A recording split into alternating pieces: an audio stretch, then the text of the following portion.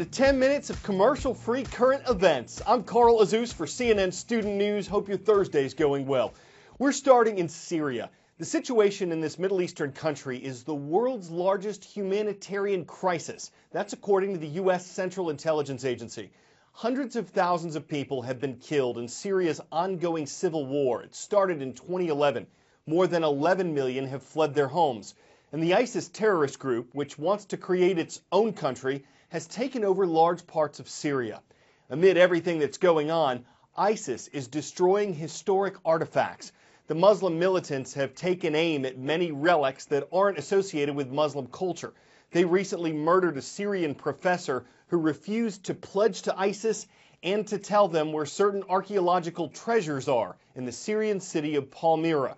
He wasn't the only Syrian peacefully defending his country's artifacts.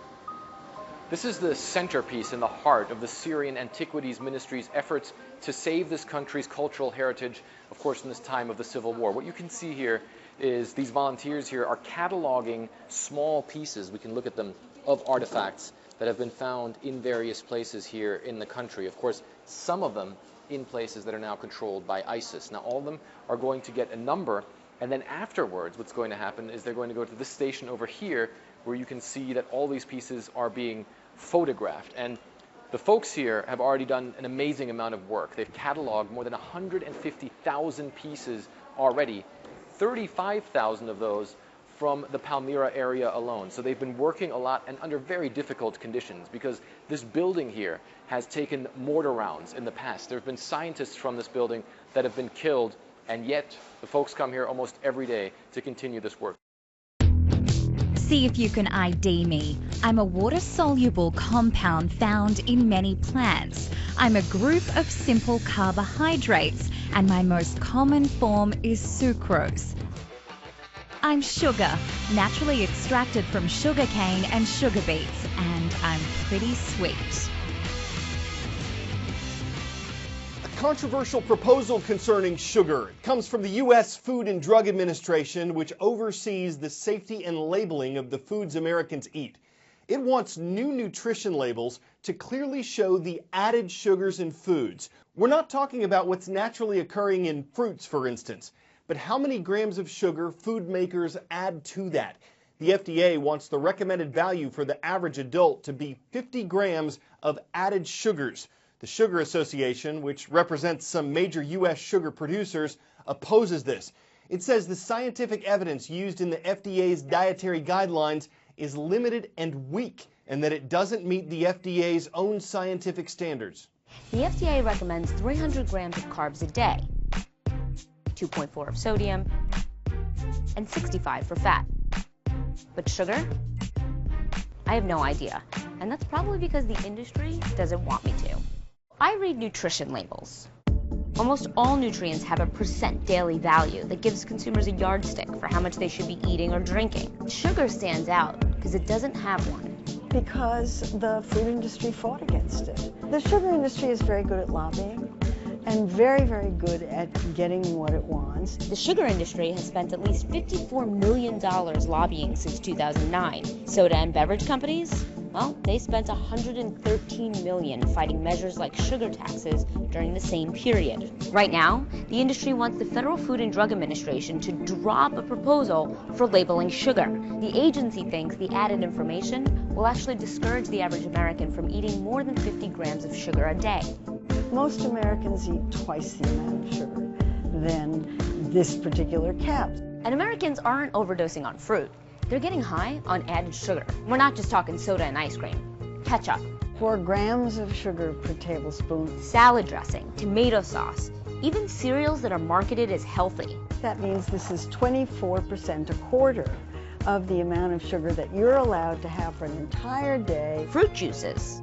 Orange juice has as much sugar in it as a soft drink. And how about this one? Bread. But I looked here, wheat, flour, eggs. Sugar is the third ingredient. So every one of these has 10% of the day's sugar allotment. I bet they're delicious. Hypothetically, you can have a cup of this, a cup of this, a teaspoon of that, this, a cup of this, and you're maxed out for the day. Oh, absolutely. Absolutely. I mean, easily, with no right? trouble at all. So that's why food companies are so opposed to having this daily value on the food label, because they know that customers will be shocked when they see how much sugar there is in products where they might not have suspected.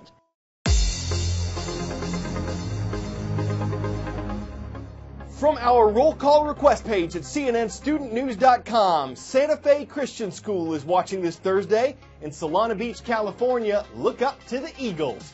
To the U.S. heartland, in Carthage, Missouri, the Tigers are on the prowl. Good to see Carthage High School. And for the first time on our roll call, we're visiting Romania, in the capital of Bucharest. Hello to the American International School of Bucharest. The roll call is a chance for your school to get recognized on CNN Student News. There's one place we look for your requests: each day's transcript page at cnnstudentnews.com. Just click where it says roll call. We announce schools from all over the world, but you've got to be at least 13 years old to make a request. One comment per day, keeping the spam away, is the way to go to get on our show.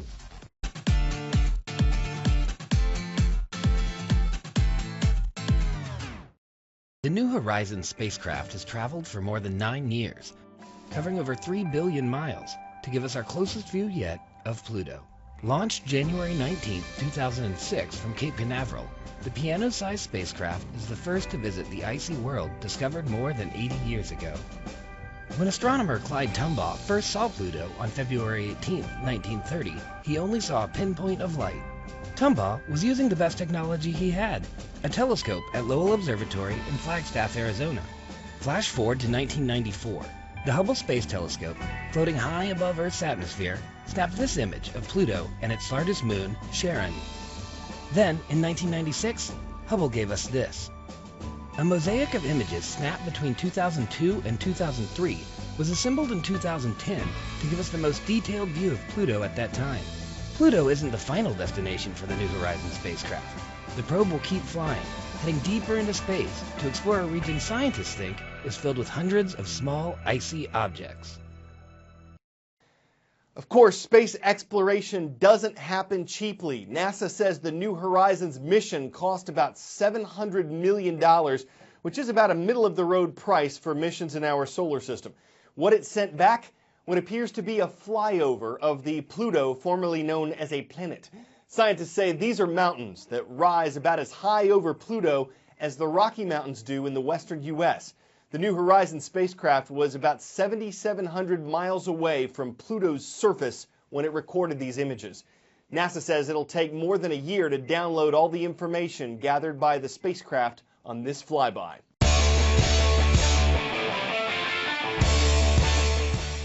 One other thing NASA's assisting in: robots, and not just the kind that explore Mars, the kind that battle on Earth. One of the ones you're seeing here is built by Megabots. It's a company that makes gigantic fighting robots with formidable weapons like a paintball cannon. The company recently challenged a similar one from Japan to a giant robot fight. Megabots is trying to raise $500,000 for a bigger, badder, bolder fighting machine. So you can see what they're all robot. Will this shift technology into an entirely new gear, creating a machination of fans, generating an ton of interest? Just depends on how many people get into heavy metal, y'all.